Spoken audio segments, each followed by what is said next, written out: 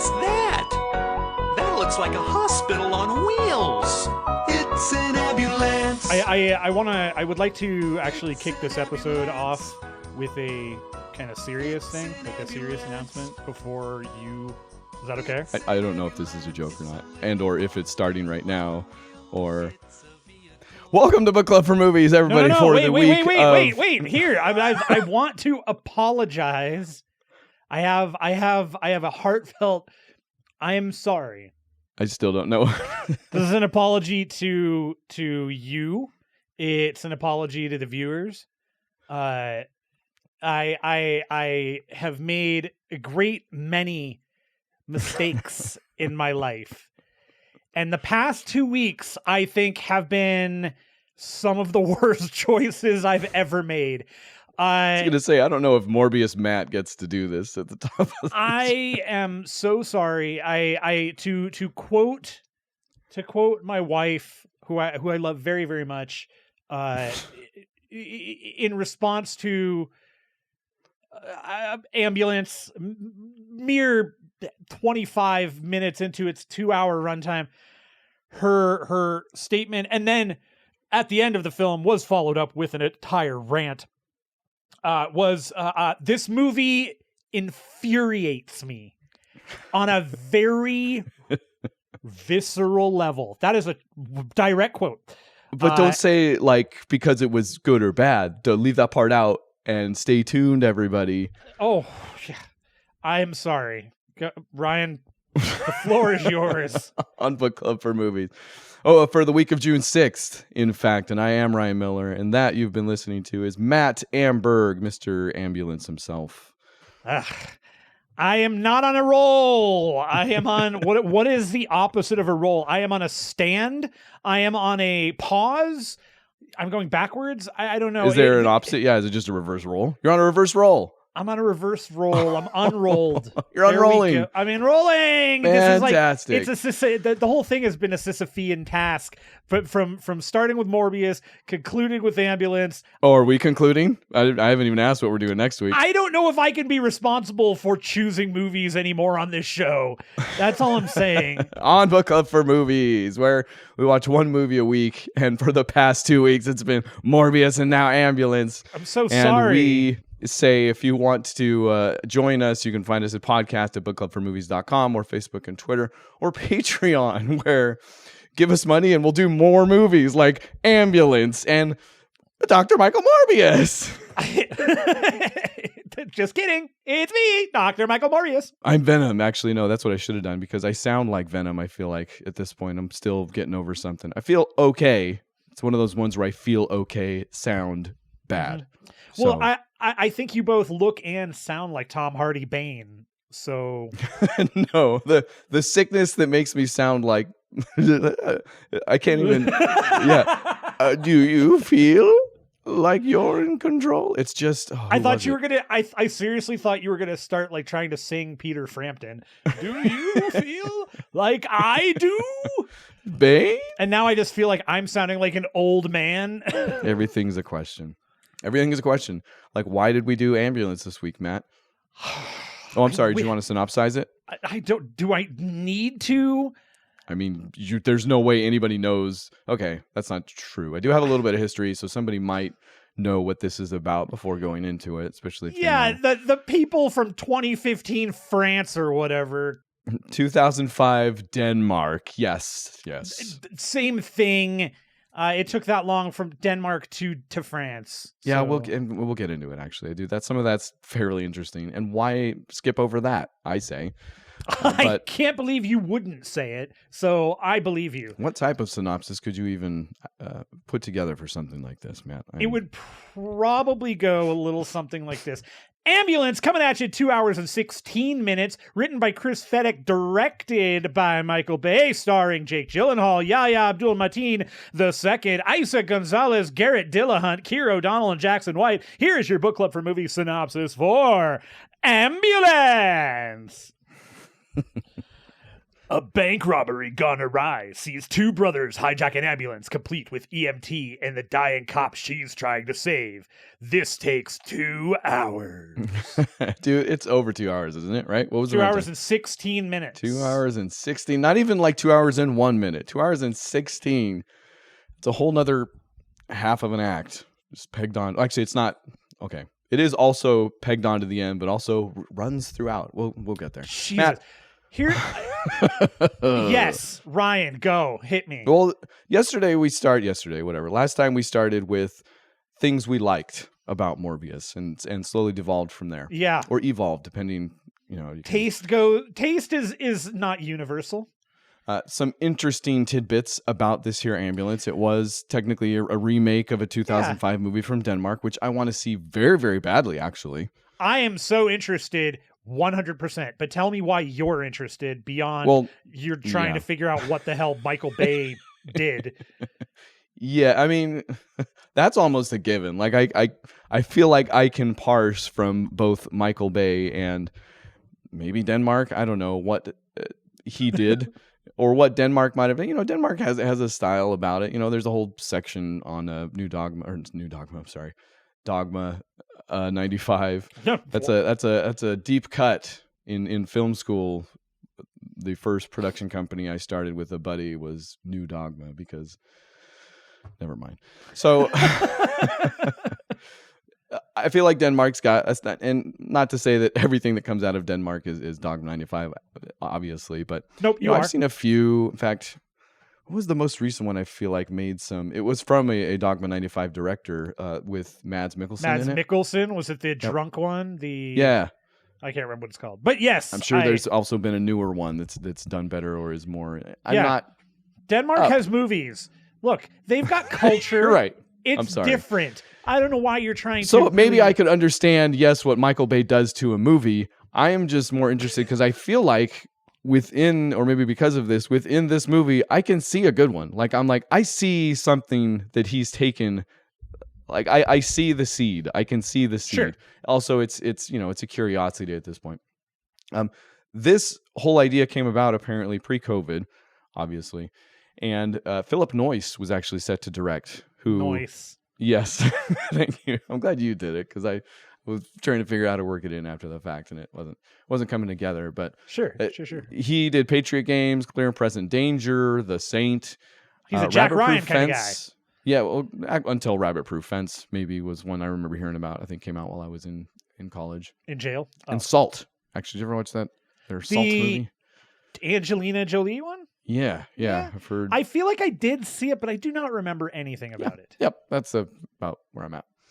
Okay. But he couldn't do it. And actually, Michael Bay was offered the film before Noyce was attached. And when Noyce dropped out, Michael Bay is quoted as saying, "I just want to get out and shoot something fast. I'm tired of being locked up at home." The movie he was working out that he turned down this movie for originally, Black 5, which that got halted because of COVID. So he was sitting in his house wanting to do something and remembered that he had been offered this movie Ambulance and remembered that it was a small movie, relatively low budget, $40 million. I love it. Oh, yeah, tiny. Get to say something like that. And he figured it would be a pretty quick shoot. In fact, Abdul Mateen was only able to do the movie because Aquaman 2 went on a production delay. So this entire film can be shot in the space of a production delay, one might say. One could tell in many respects. Actually, I was just talking to Beth about this. She was like, what would make anybody do this movie? Because she was so mad. Like, she was going off on it. And she was like, again, we don't because it was bad or good. We don't know yet. Yeah. But she was like, I don't understand how anybody could do this movie and spend this time. And I'm like, oh, well, I mean, if you think about it, most of this movie was probably spent between those two guys in the ambulance. So they really didn't have to go on set for a ton of this. Yeah, we laugh at the $40 million, but honestly, I get that's very small. And the actual shoot, gosh, it was, I want to say 2 months or less or something. I know it was, it had to be fast. It was nuts. It was very fast. And not only that, but some of the scenes, like there's going to be a scene where they drive down the LA Canal. Like apparently that wasn't even in the script. Bay came up with it because all of a sudden he had 2 helicopters he could use out of nowhere. So he figured it out on the fly, and they did that entire sequence in 2 hours, which can't be true. I think honestly, like maybe once the cameras and stuff were set up and they started going, we're clocking in at 2 hours by the time they wrap. But right, set up to take down no, like I wouldn't believe that, but highly doubtful. However that goes. So essentially the question becomes, what does a low budget movie made by a stir crazy Michael Bay look like? So Matt? My first question, your question, I'm going to respond with a question. When Michael Bay is going stir crazy and he's sitting at home and he's saying, I just want to shoot a movie that's fast, do you think there's any chance he is sitting there, like he surrounds himself with like poppets and little firecrackers that he just lights off and throws into garbage cans just so he has explosions with him all the time? It's a curiosity that I truly have. Like, I imagine he is the guy that just has a pocket full of poppets and every once in a while just goes, actually, bam! I like that image quite a bit. Yeah, no, like it's just really funny to fair. me. And every now and again, he pulls out one of those tiny little like lady fingers and bop, you know, pocket full of firecrackers. Yeah, and he's like, "You got Bay, Uncle Bay, Uncle Michael Bay's got a pocket full of firecrackers at any moment because he just Uncle Bay's firecracker stand." There's got to be interviews out there like that, right? Where they're like, "What kind of a kid were you growing up?" He's like, "Oh, I couldn't sit still. You know, I was just always moving. I had these ideas." It doesn't sound like anything like that, but I can do it with my But as a kid, he did. Point, so as a kid, that's exactly what he sounded like. Then he grew up, and now he's like, "But can we bring the brewskis? Hey guys, it's me, Michael Bay. I love a Transformer and Hasbro." I love a Transformer. What is this movie? Okay, let's go to the good. I mean, everybody knows this didn't perform well. It's Michael Bay, a much maligned director. I don't even care about the, you know, for all the junk I give Bay. We've talked about this. There are plenty of Michael Bay movies that are just super fun to watch. It's mostly The Rock, but we admit it, it's fine. It's mostly The Rock. You're right, but also we can have fun with Armageddon. Which, by the way, I love that the Bayverse is now bleeding into like the meta commentary because they mentioned The Rock in this movie. I know, yeah, I have that in my notes. It's so good. They mentioned Bad Boys too. Good, yeah. They mentioned Bad Boys also, but yes, Bad Boys too. Oh, you're right. They don't mention Bad Boys 2 for some reason. The better Bad Boys, many people would say. The better boys are bad. This is such a weird. So, all right, here are a couple of things that I thought were pretty good. Isa Gonzalez, I thought she was actually killing it, man. Like she is in a movie that is not being made. She is trying to make a movie that is not currently happening around her. and I don't know if she knows it or not, but she was great. I liked her a lot. I actually, there are a whole bunch of bits where I like this version of Jake Gyllenhaal, the crazy brother that's like the almost the Mel Gibson in Lethal Weapon does feel level. Familiar. Yeah. But I like it. I really like seeing him in that role. Yaya also, I like seeing him in the non-Black Manta role where he's just like, you know, he was fine. He was good too. There's more. I will say I also liked being able to point out directly the moments where Michael Bay threw his VFX team under the bus, and I admittedly laughed at those moments because they were not good, and I can see why he'd be angry after so many Transformers films. I don't know if I could pick out. I mean, I guess we're going to get into the Michael Bay-ness of this all and taste, including my own, when it comes to some of this. But I don't know that I could pick out whatever CGI he was particularly unhappy with. Oh, there is just one. You must not have seen it then. Yeah, because I guess that's what I was about to say. Sometimes you tune out and you look away. You could not, if you were you could not have missed it. It was like obscenely bad. It was like to the point where the vehicles are like kind of bending. They look like they're made of rubber.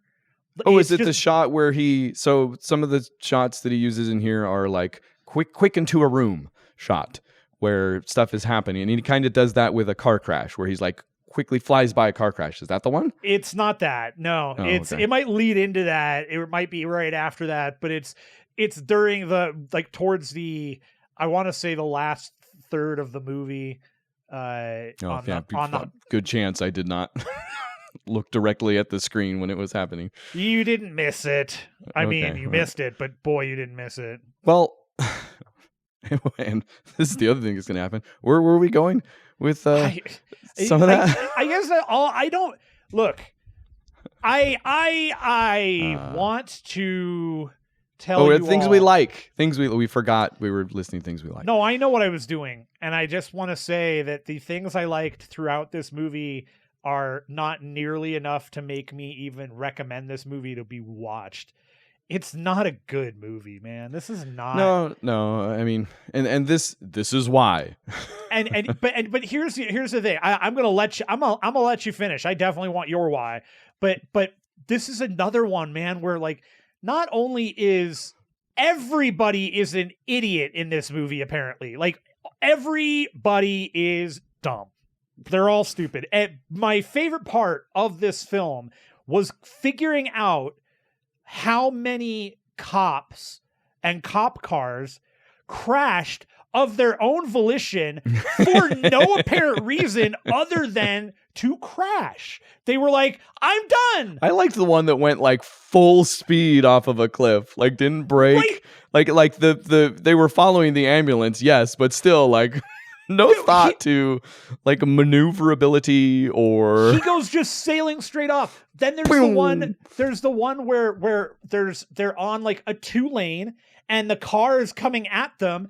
And instead of just stopping, the cop car stopping and blocking the whole thing, he just keeps going and then goes, oh no! And then veers off the thing. Yeah. Just what? Which, to some extent, you can have that fun with just about any Michael Bay film. Bit. So I feel like a little bit, but every freaking scene, this whole movie is 2 hours. Okay. I will give it about 16 minutes where in those 16 minutes, they are not actively in the car.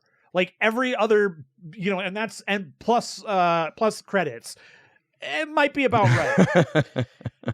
But there's about 2 hours of this movie in a car, and they're trying to do a different version of Speed here, but they have nothing going for them because this entire thing is predicated on Garrett Dillahunt's cop character, who, by the way, brings he for some reason drives like a European Mini or like a Fiat with his bull mastiff that takes up the entire car.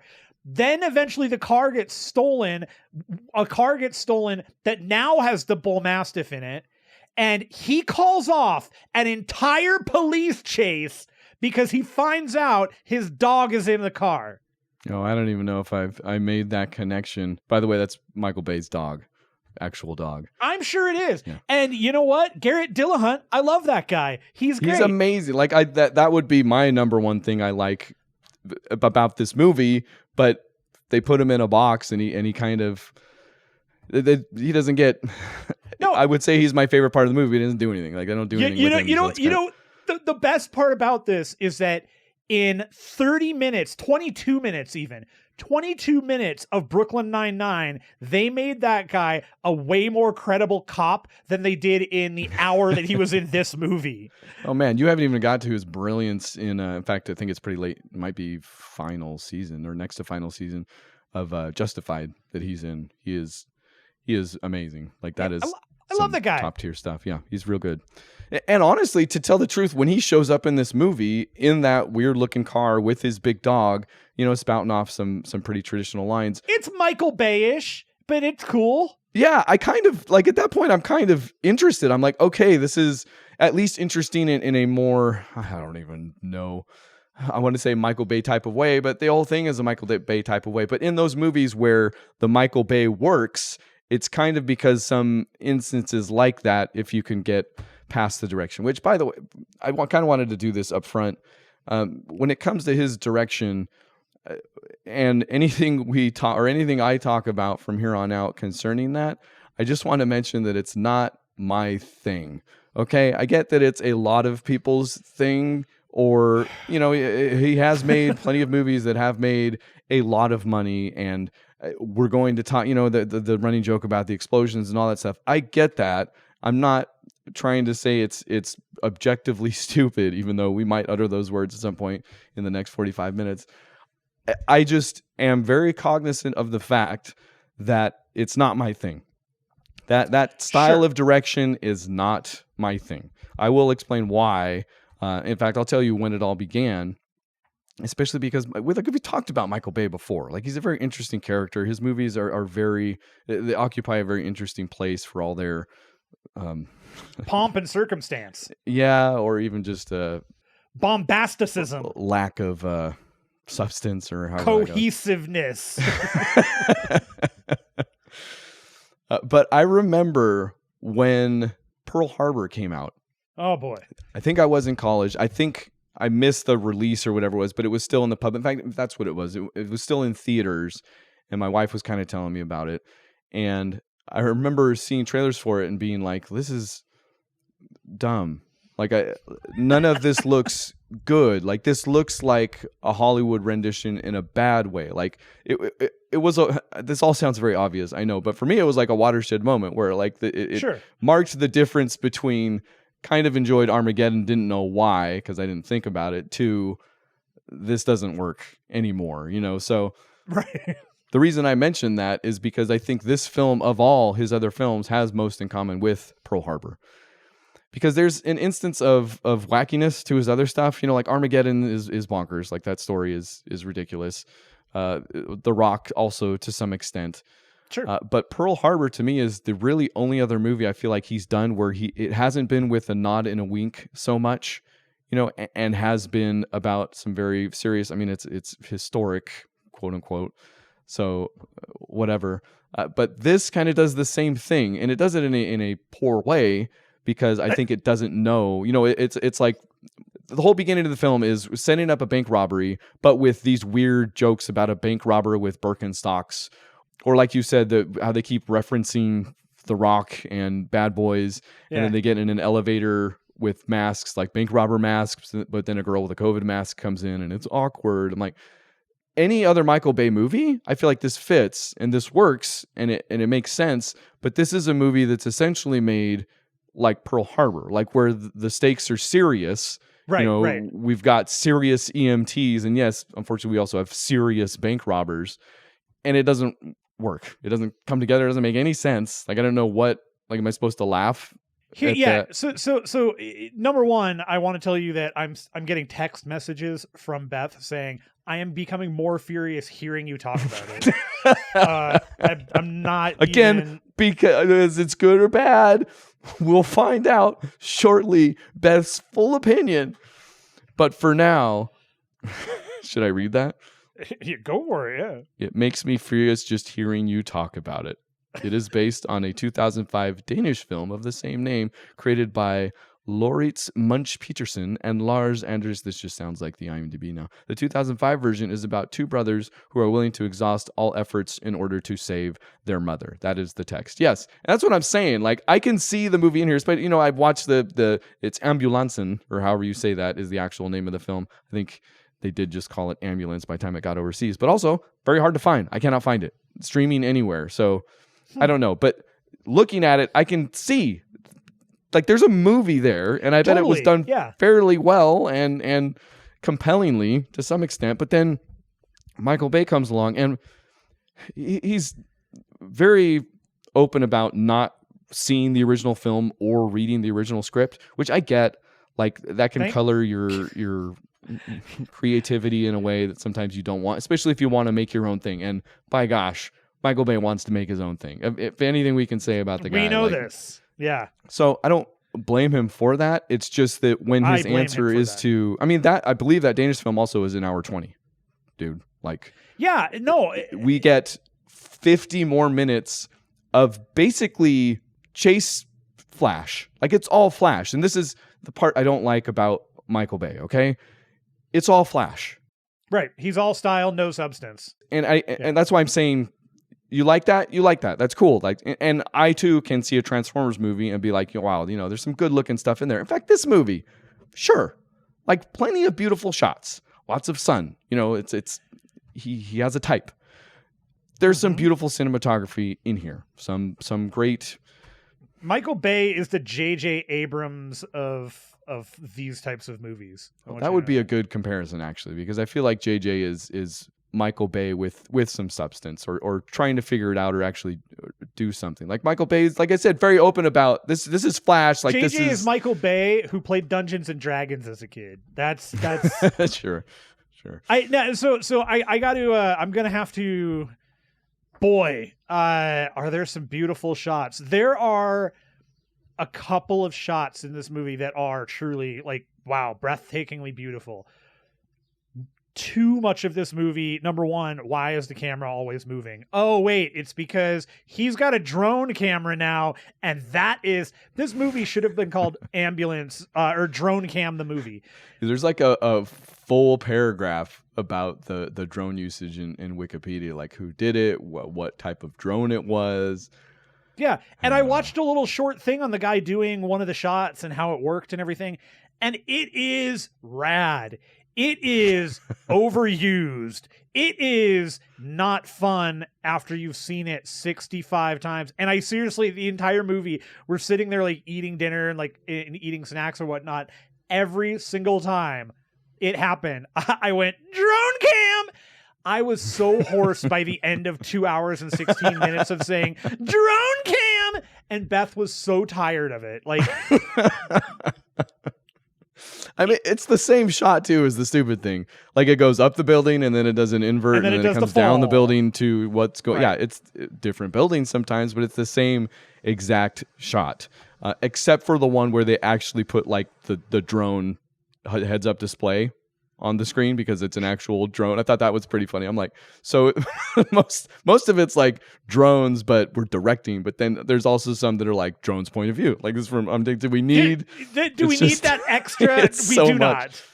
But that combined with, like I mentioned, that fly into the scene real quick shot. He does a few of those, and why there's 60 plus extra minutes in this film is because that stuff happens in between like every sentence. It's like, we're going to rob a bank. Flash, movie, like things doing happen stuff. Next line. How are we going to do that? I'm like, what? Are we getting dialogue here at any point? Which is a thing. That's why I laugh. And it's, you know, by the end of this, it's hard to be angry or I guess even feel bad for the guy. Cause it's his bed, you know, like he's like, made it.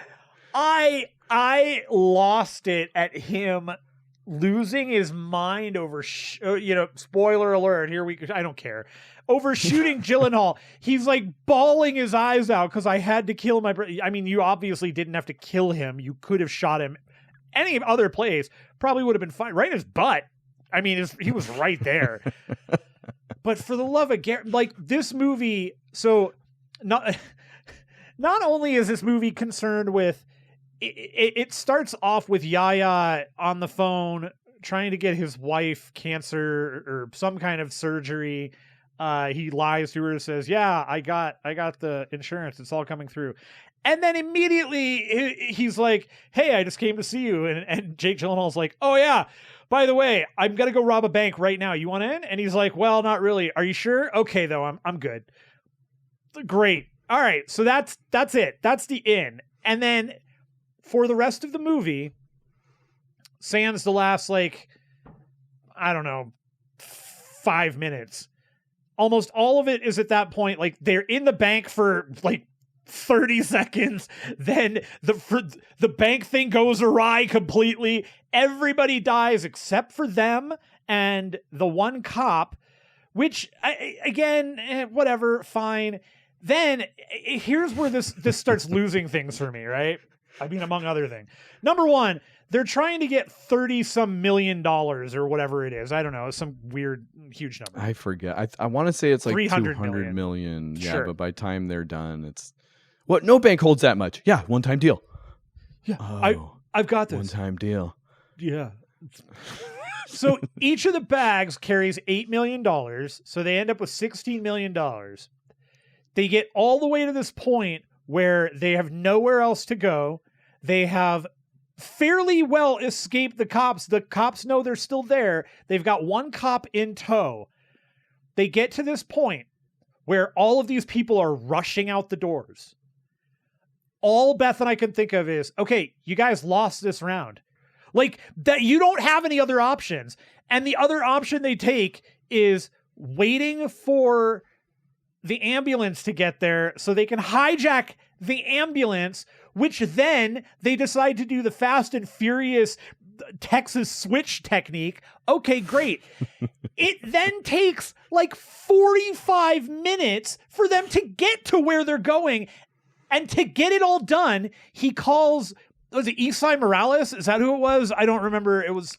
I don't. Yeah, it was. And he calls this other group of dudes who then are like, sure, we can help you. All he asked for was like them to go get some ambulances so they could do the whole like, we're gonna park under here and then 5 ambulances are gonna come out and they're not gonna know who to chase. All of that makes perfect sense. Great. I love this. Why is it taking this long? There's no chance in hell they would ever let this go on and on and on. And this and Garrett Dillahunt. So, you know, I care about the lives. I care about all the pedestrians, the people he could hurt. In the meantime, cops are getting killed left and right because they are just, again, flying off of suiciding embankments. All sorts of things. They're just like, come on, I see you, I hate my life. And wham, right into, you know, they don't, so they're killing themselves. At some point, this other like gang that is supposed to be helping them, they park underneath the overpass. A bunch of the ambulances go out. And there are other cars there. There are a number of other vehicles that are not ambulances. What do? You're right. I didn't think about that. Spray paint an ambulance poorly with green spray paint. I mean, originally he wanted it blue, but the dude showed up with neon green. So, you know. But you're right. Why didn't he? They not only then, like, they drive out in the ambulance that is bright green. They then have to, like, they're like, okay, we're gonna make sure we get through here. Here's how we're gonna test it out. We're gonna make sure we get pie. They have one of the other ambulance drivers gets pulled over, is having like a conniption about how he doesn't know what he's doing, where he is, and they just drive past the 95 cops that are surrounding him. What? Yeah, that never obviously worked. I mean, even the fact that because they painted the ambulance green, they wouldn't follow it anymore. Like, and then as soon as the cops realize it's like the easiest thing in the world, they're like, oh, look for the green ambulance. Not hard to find. I mean, think about how much better of a movie that is when he drives out with the green ambulance and the cops, like, if this is a funny Michael Bay movie and the cops look at each other and say, he just painted it green. He's probably not in the green ambulance, right? Like, that's a fake out at least. No, he's right there. I can see him still with the chopper. We've been watching the whole time. I guess that's I'm thinking of Pain and Gain at this point, right? Like, if this were a Pain and Gain style, which is very much a comedy and stuff goes screwy, I think I would have been way more into it. But it's the fact that he tries to make this all so serious and a character study and all that. Like, his style, in my estimation, is not suited to a character study. It's suited to broad archetypes that, you know, like we can watch Ben Affleck and Liv Tyler have a relationship and cool. But you know what? It's like, you know, he is a director that no matter, and I know, I already know, but he's a guy that I do think there is a place for him in that world where he can tell a kind of more character study story. If he was doing a movie about like Steve McQueen, because then he can work all the stuff he wants to, that he likes doing, all the crazy drone shots into here's Steve McQueen making Bullet. And I think he can still tell the story of Steve McQueen, the character, the actor, the person. I don't think so. He can tell a story, but it's anathema to actually building a character. I don't know, but that's what I'm saying. With something like a McQueen, he doesn't have to build the character; it's there. He's just literally telling a story, but his way. I think he can do that. But that's an archetype. That is literally fine. That's fair. That's fair. Yes, Michael Bay cannot do anything right except The Rock and also his tiny bit in Mystery Men. Mystery Men. I don't even know if I He's one of the frat boys in Doctor. Oh, I am okay. Yeah, I vaguely remember that. He's the one that says, "But hey, can we bring the brewskis?" And he nails it though, right? Like, no, he's great. He's a perfect frat boy. He he is the frat boy director. Yeah. So this movie also then ends in an infuriating manner. I don't like it. I don't like how it ends. Which ending? Like the actual final minute? Pick any one of the 6. They're all bad. Okay, so we talked about brother shoots the brother. Yep. Maybe you're talking about the ending in the hospital where that was dumb. Because the character study is essentially the brother Abdul Mateen who gets wrapped up in this. Which I think that's the other thing is I think I myself am fairly over. If I was ever under the, he was a well-meaning man that was just trying to do his level best, caught up in a bad situation, and then a bank robbery. I'm like, I don't like it's I don't know. Anyway, but by the end, the cops are basically helping him by saying that his brother did everything. Who I believe his brother did die, right? Jake Gyllenhaal died. Oh yeah, right? Yeah. So they're putting everything on the brother so that Abdul Mateen can get away with, I think, even some money and for his wife's cancer. Yeah, because I don't know, get away, but his sentence won't be that bad. Because Isa walks away with the Isa. I don't know how you say it. Isa.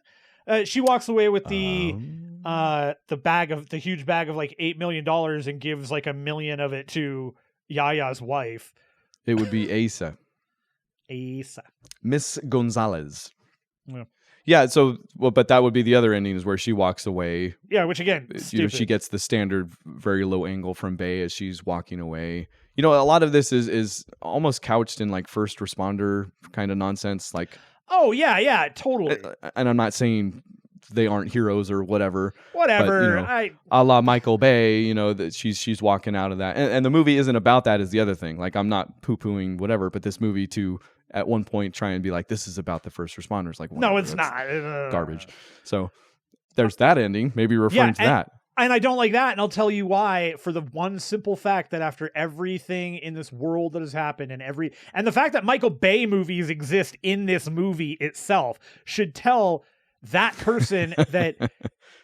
What do you think is going to happen to those millions of dollars? You think they don't have the serial numbers on those? Like, that's all. Oh yeah, I mean that was. I guess I just let that go now. Like any bank robbery, I can't because this movie is too serious. So now I'm thinking about the serious results, the serious outcomes. That's a good point. Yeah, they do want it both ways. So maybe you're referring to the ending that I was referring to then, which is like feels like full 30-second shot of Los Angeles at night. Like the no? How gorgeous and beautiful. I mean, it's a nice shot though. Whatever. We know why that's there because this movie is extremely LA, which I guess this is almost the most disappointing part because there are those movies you hear about where the city is the fifth character. The character. Yeah. Yeah. This extremely badly wants to be that with LA. Very much. And it does not land. And this is why it's kind of disappointing though. I think Michael Bay might be oddly suited to deliver something like that. Like I could see him actually figuring that out in some strange way, but it's not by just showing us a bunch of pretty drone shots of LA. Like that's not the answer. No. That's not why people say that about a city in a movie. Right. He doesn't. At no point. It's kind of funny though too because at no point does the city itself feel alive, which is weird depending on the parts of LA I guess you're in. But and it's in every part of LA, right? Which is whether it makes sense or not. Like I would love to see a breakdown. Like remember how they did that for Shang-Chi where with the actual route of the bus through San Francisco, somebody figured out and it was like complete nonsense. Like this must be just absolute insanity. It just looks like a zigzag all up and down the coast.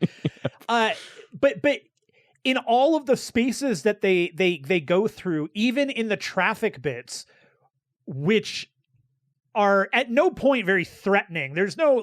There is at no point in this movie at any given in any given situation where the police should be doing something to this car, to this friggin' ambulance, there is not one shred of concern. Like, no, they're not going to stop it because they've already said, we don't want to hurt the cop who's still alive and being worked on by the EMT in the back. So that's why we don't want to do anything to stop. Like, again, how many other people died because of this? But that's why I'm saying his style is not suited. But in the process of that, what he's trying in to the do. process of all that, like the point I was getting to is that the city never feels alive. It feels completely sterile, like nobody is there. And it's probably because of all the weird big crap that he was trying to pull off, but also COVID apparently during this time, so nobody was out and about. Yeah. But it's just such a, like, I totally hear what you're saying, and there are movies that, the first one that comes to mind for whatever stupid reason is Bring Out the Dead, the Scorsese one with Nick Cage. I wonder why. Yeah, could it be the ambulance? Yeah, well, I guess that's it. But also, like, that's what I think this movie almost wanted to be. Well, Scorsese also, now that you mention it, like maybe the example of turning a city into a character. He's done it, sure, any number of times, like immensely successfully with New York. And I mean that's just a movie that does it like it's an exemplary product involving that kind of characterization. So never seen it. It's really good. It's actually maybe my favorite movie of his. Speaking of which, though, I will shout this out on YouTube. There has long been a multi-part, like incredibly long documentary about LA and how it appears in film. LA. Los Angeles Plays Itself. You ever heard of that? I have not. It's pretty fantastic. It's a long form study, like, and the dude's voice isn't necessarily engaging, but it'll lull you into a sense of learning about LA. It's really good. I did enjoy it quite a bit. So I will shout that out. Okay. And you can watch that instead of Ambulance, maybe. I would recommend it. Anything else you wanted to say about Ambulance, Matt? Anything else that can be said about Ambulance, Matt? I wish there wouldn't be anything else said about it. All right. Well, regardless, I would still give it 5 stars. Oh, out of 83. Fair. So if you want to check out Ambulance, you can. Whatever. Like I said, there's bound to be some Bay fans. What are Bay fans called? They got a name, cute little thing for them. Bayfans. There's bound to be some Bayfans out there that'll enjoy this thing. It's not. I mean. Oh, they'd be babies. That's what they would be. They would be babies. Babies. So if you've seen Ambulance and you need somebody to talk to about it, you could find us at podcast@bookclubformovies.com and Facebook and Twitter and Patreon, like we said. In fact, that you can pay for us to counsel with you for an hour. That's right. Monthly, if you'd like. Yeah, we are not as cheap as, say, any hotlines, but we are hot, and we do lines. Wait, Matt, funny enough, I at one point while watching this film thought, if I had a movie ready to go for week to week, maybe I wouldn't have had to watch Morbius or Ambulance. So I thought that true. Would be the best way to combat that. But unfortunately I thought that halfway through Ambulance, so I was already fairly defeated. So Matt, I don't have a movie for next week. Do you know what we're doing? I wish I had a bad movie to suggest to you, is what I wish I could fight fire with fire here, actually. You know what movie I did just download, actually, because there's a How Did This Get Made on it that I want to watch or listen to. The Supergirl movie from 1984. I'm not suggesting we watch that in any way, shape, or form, but guess what I never figured out? I never figured out that Kara's mom from the new Supergirl show is the actress who played Supergirl in that movie. That's funny. I did not know that either. I had no idea, yeah. In fact, still don't know her name, actually, but noticed that it was the same person. So... What do you have? Do you have something? I do have a something. It's a good one. Came out, let's see, in 2021. It's a good one, he says. It is a very small, when we go, you want to talk about independent movies. This is an independent movie and does pretty much everything right in terms of using budget to maximum effect. It is called Hellbender. It is a stupid name for a way, way more entertaining movie. The best part about this movie is, again, it is a fairly low budget, but it doesn't look it. Made by a family that basically shoot guerrilla style in a lot of ways. And you sure you don't want to save this for the Ween season? I do not. This is a good one, but it's not Ween required. Have I seen? You've told me about this actually. I've watched this trailer for some reason. Why would I have? This is it also happens to be a Joe Bob movie. Oh, like recently? Yeah. I guess. Well, whatever. The movie came out in 2021. Never mind. You knew this 30 years ago? Cool. That's right. When I was a kid, I remember this one. Come back next week for Hellbender. I'm excited. Matt, do you have any other movies you want to talk about this week for the rest of the show? Yeah. I do. I'm going to talk. I want to talk to you a little bit about Emergency since we're on this whole ambulance kick. Awesome. You've actually told me about this a few times. A little bit, yeah. Was this a Joe Bob as well? Actually? No. This is on Amazon. Oh. It's streaming on Amazon. I saw Amazon Bob. Got it. That's right. I'm trying to remember. I think Scott Weinberg was the one who was tweeting about it, and he said it was pretty funny and had some good dramatic bits to it, so it was worth checking out. So I put it on, and sure enough, it's a topical movie, and it's done very, very well. It is about two guys, two black kids, and I think the other kid is, he's Mexican, I think. His name is Carlos in the picture, it appears. Yeah. Sebastian Chacon, yeah, probably also. So basically the two black kids are out and they're getting ready to graduate college, and they're on their like last little thing, and they're going to trying to go on essentially like the World's End tour. They're trying to go on like hit every frat party. And they're all different frat parties that different stuff is happening and all that. So this is the whole plan. They're all excited to do it. They go back to their dorm room, and their friend is totally just zoned out playing games, has his headphones on. It's where he's been all day. And there is a white girl possibly dead on the floor. And then the movie progresses from there. In some ways, you can say, and then hijinks ensue, because there are some hijinks, but it's not a straight comedy. It's not a broad comedy like that. The comedy is definitely circumstantial, and the characters do take moments to recognize and call out the ridiculousness of the situation, but the movie doesn't really ever get out of bounds in terms of reality.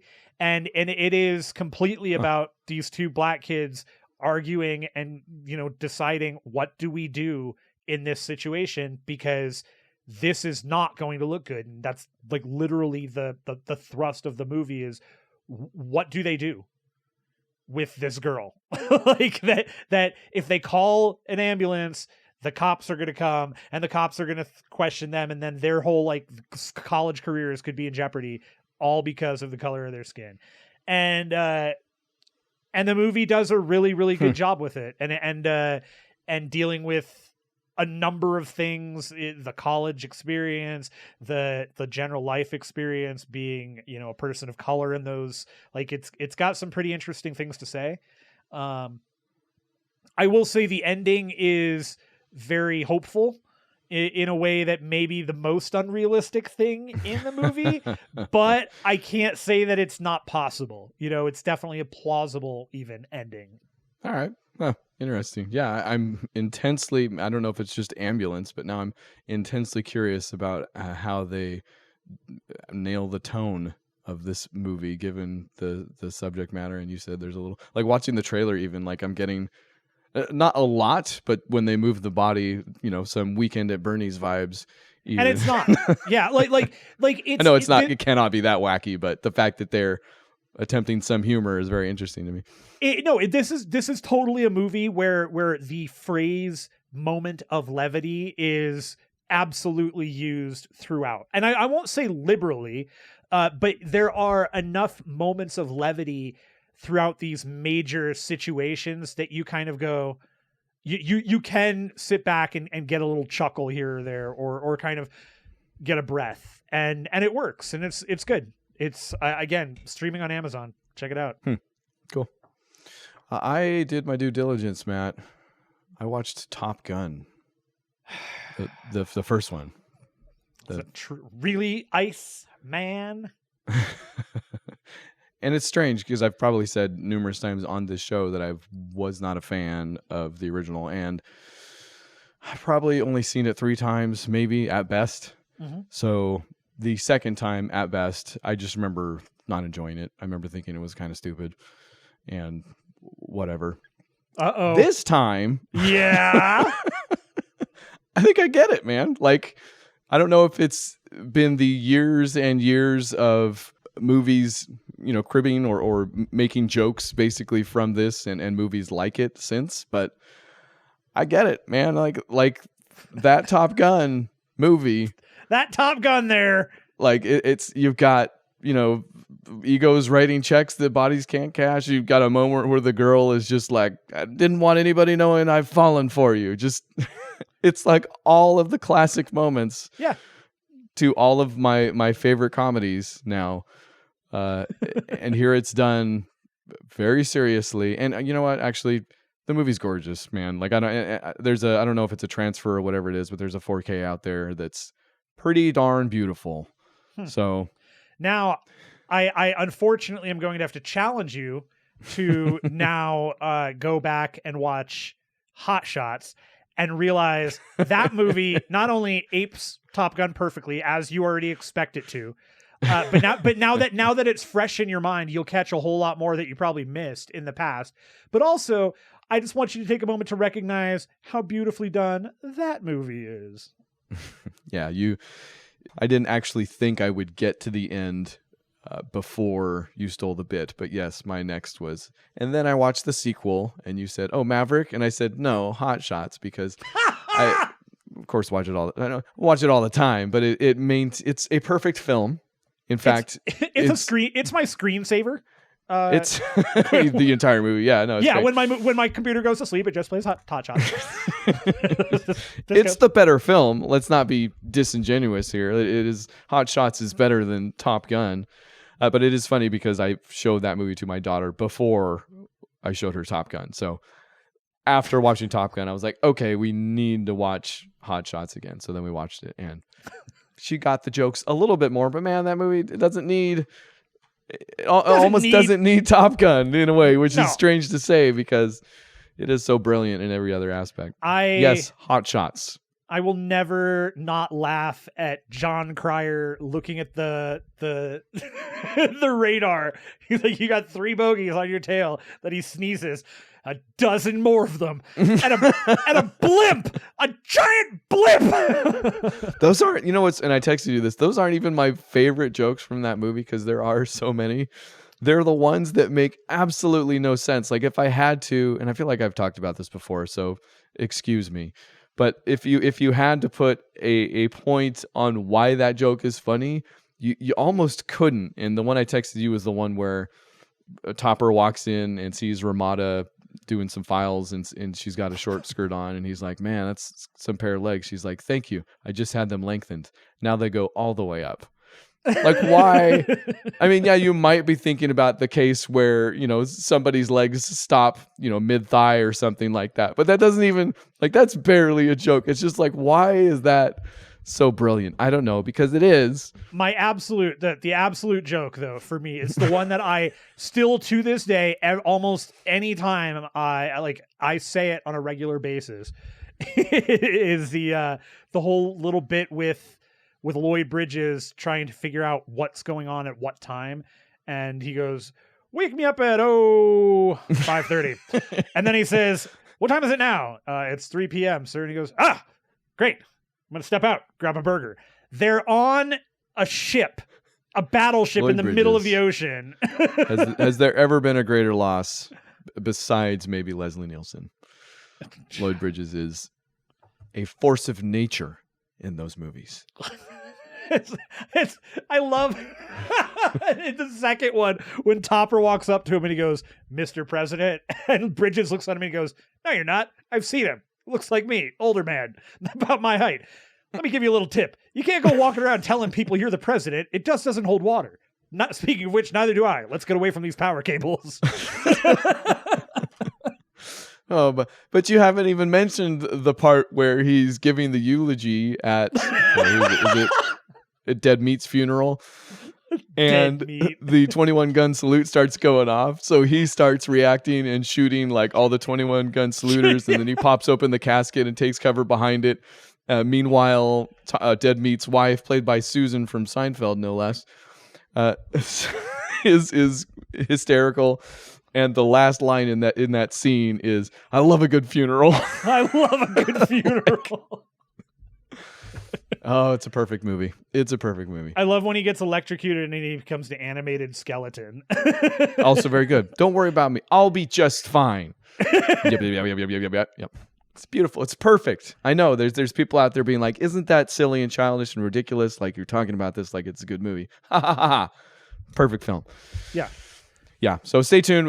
Maverick is very, I think probably, actually, I don't know if we'll get to the theater for that, but I've heard everybody likes it. So apparently it is the best movie of the year. So, yeah, I'm not going to lie.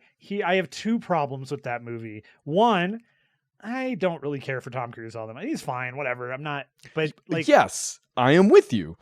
Not that, but I do not like Miles Teller. Man, that guy just rubs me the wrong way.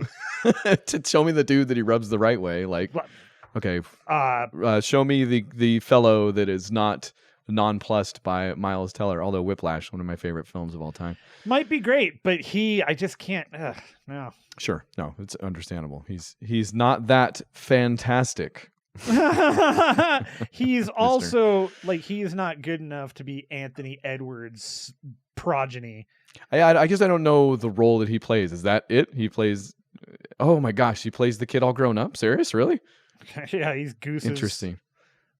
That's all I know, though. I don't know anything else about it. Yeah, this is all new to me because, like I said, up until like 2 days ago, I disliked Top Gun. So now I like Top Gun, and I'm interested in the sequel. Whereas before, I'm like, oh, the sequel to the movie, I'm not crazy about anyway.